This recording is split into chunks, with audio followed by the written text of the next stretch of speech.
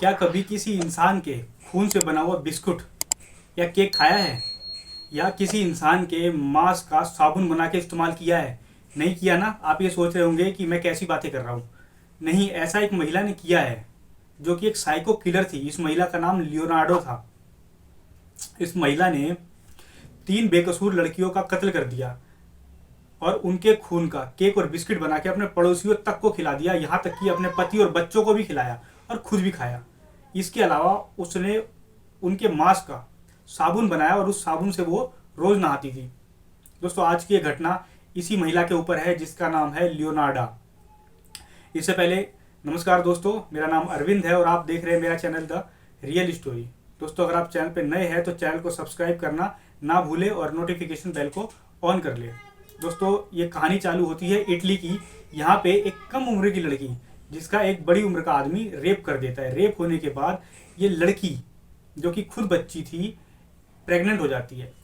ये लड़की इस बच्चे को नहीं रखना चाहती थी, लेकिन उसके परिवार वाले ऐसा करने से मना कर देते हैं और उसकी शादी उसी बलात्कारी से करवा देते हैं, जिसके बाद वो लड़की को मजबूरी में उस आदमी के साथ रहना पड़ता है और ये उस बच्ची को जन्म देती है, जिसका नाम होता है लियोनार्डा। आज ये घटना इसी लड़की के ऊपर है, जिसका नाम लियोनार्डा रखा गया था।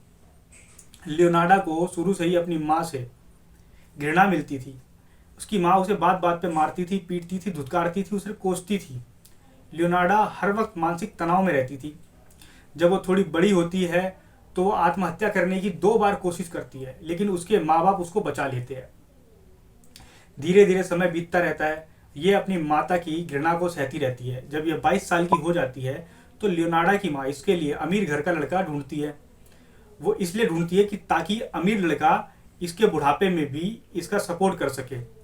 यानी लियोनार्डा के साथ तो वो रहे, लेकिन इसके अलावा इसकी गरीबी भी दूर कर सके। इसीलिए वो लियोनार्डा के लिए कई सारे लड़के ढूंढती थी और लियोनार्डा हर एक लड़के को कोई ना कोई बहाना बना के हटा देती थी, मना कर देती थी। दरअसल मामला ये था कि लियोनार्डा को राफेल नाम के एक लड़के से प्यार था। ये लड़का सरकारी नौकरी करता था, एक क्लर्क था।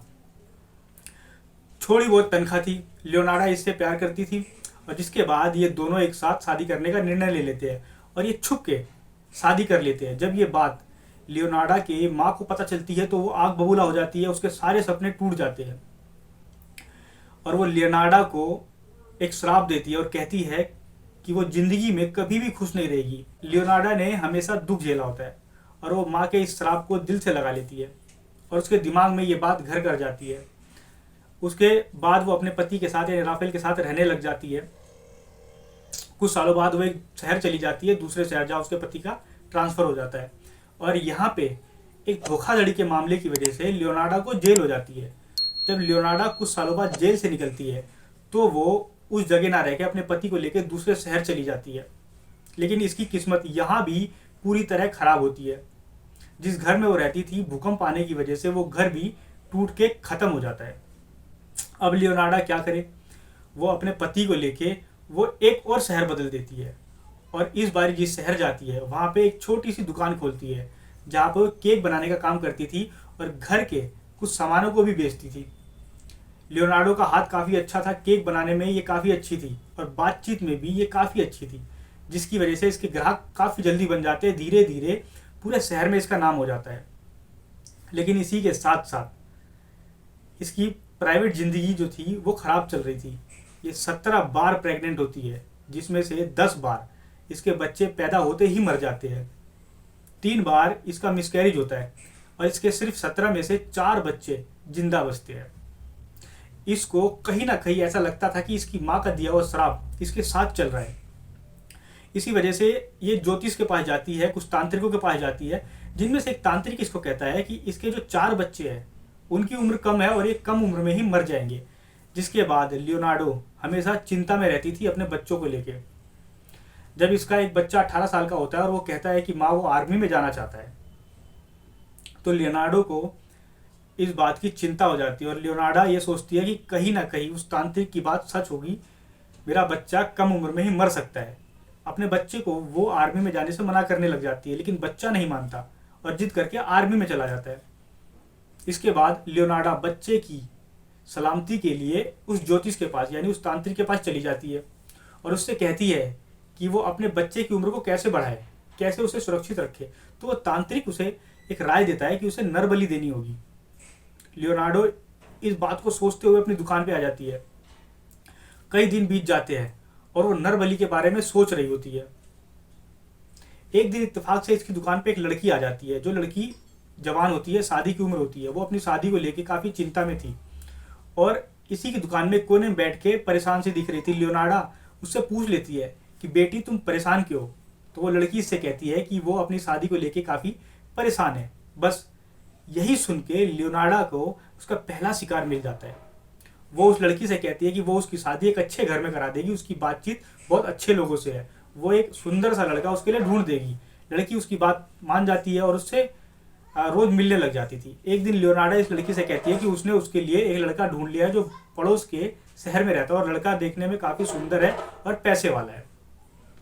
यही कह के उस लड़की को वो अपने घर बुला लेती है। सुबह का वक्त होता है, लड़की उसके घर जाती है। लियोनार्डो दरवाज़ा खोलती है और उसे अंदर बुला लेती है। लड़की को बिठाती है और लियोनार्डो उसे जूस ऑफर करती है। वो लड़की उस जूस को लेके पी जाती है और थोड़ी ही देर बाद वो लड़की बेहोश हो जाती है। लियोनार्डो ने उस जूस में बेहोशी की दवा मिलाई होती है। उसके बाद वो लियोनार्डो उस लड़की के 9 टुकड़े कर देती है कुल्हाड़ी से और 9 टुकड़े करने के बाद उसके उन हिस्सों को साबुन बनाने वाले कास्टिंग सोडे में डाल देती है और जो उसके शरीर का खून होता है उसको जमा के उसमें चॉकलेट, दूध, अंडा, जो भी केक का सामान लगता है उसमें मिला देती है और उसका केक बना देती है और बिस्किट बना देती है। अब उन बिस्किट का और उन केक का वो अपने पड़ोसियों में बांट देती है। इसके साथ साथ अपने पति बच्चों को भी खिलाती है और खुद भी खाती है। जो उसने हिस्सा उस लड़की का कास्टिंग सोडा में डाला होता है वो गलने के बाद उसे नाले में बहा देती थी। अब उसको पहला शिकार मिल चुका था, पहली नरबली उसने दे दी थी। अब वो दूसरी नरबली के ताड़ में रहती है। वो अपनी दुकान जाती है। धीरे धीरे दिन बीत रहा होता है और इस घटना का किसी को पता नहीं चलता है। एक दिन एक लड़की इसकी दुकान पे काम मांगने के लिए आती है और बस लियोनार्डो को उसका दूसरा शिकार मिल जाता है। लियोनार्डो उससे पूछती है कि उसे कौन सा काम चाहिए। लड़की उससे कहती है कि उसे कोई भी काम वो दिला दे, वो करने को तैयार है। यही कह के लियोनार्डो उससे कहती है कि वो अगले दिन उसके घर आए, वो उसे काम दिला देगी। लड़की उसकी बात मान के उसके घर चली जाती है और लियोनार्डो उसके साथ भी वही करती है जो पहली लड़की के साथ किया था। उसे कुल्हाड़ी से मार देती है, उसके 9 टुकड़े कर देती है, उसे कास्टिंग सोडा में डाल देती है और उसके खून का केक और बिस्कुट बना के सबको खिला देती है। उसके बाद इसको मर्डर करने में चस्का आ जाता है, इसको अच्छा लगने लग जाता था। अब इसे काफ़ी मज़ा आने लग गया था इन नरबली देने में। एक दिन अपनी दुकान पे बैठी होती है और उसी वक्त इसे एक लड़की मिल जाती है जो इसका तीसरा शिकार होती है।